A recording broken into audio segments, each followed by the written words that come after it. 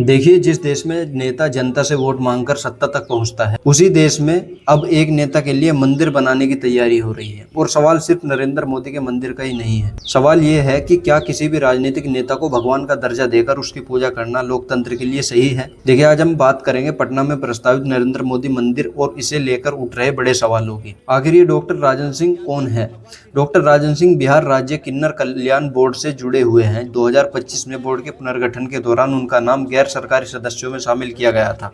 हाल ही की रिपोर्टों में उन्हें बोर्ड का उपाध्यक्ष भी बताया जा रहा है। राजन सिंह का कहना है कि प्रधानमंत्री नरेंद्र मोदी ने किन्नर समुदाय के लिए अधिकार और आवास बढ़ाने की दिशा में काम किया है।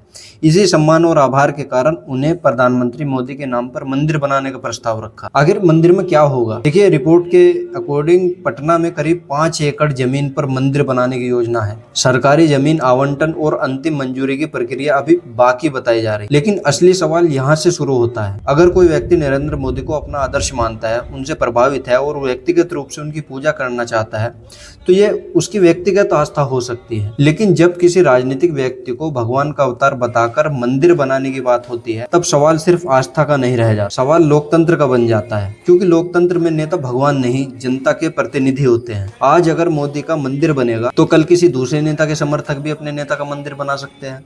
फिर सवाल होगा, क्या राजनीति और भक्ति के बीच की सीमा खत्म हो रही है? क्या किसी नेता की पूजा करना गलत है? यहाँ एक फर्क समझना जरूरी है। किसी नेता का सम्मान करना गलत नहीं है, किसी नेता से प्रभावित होना भी गलत नहीं है, उसके काम की तारीफ करना भी गलत नहीं है।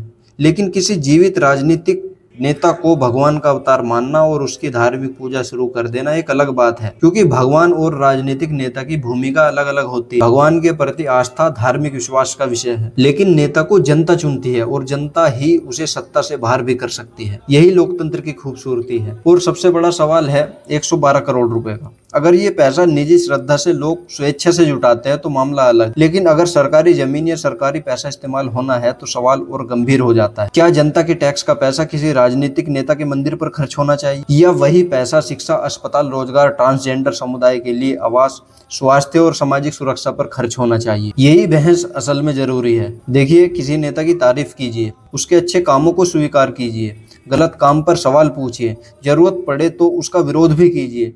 लेकिन लोकतंत्र में सबसे जरूरी चीज है नेता को नेता ही रहने देना।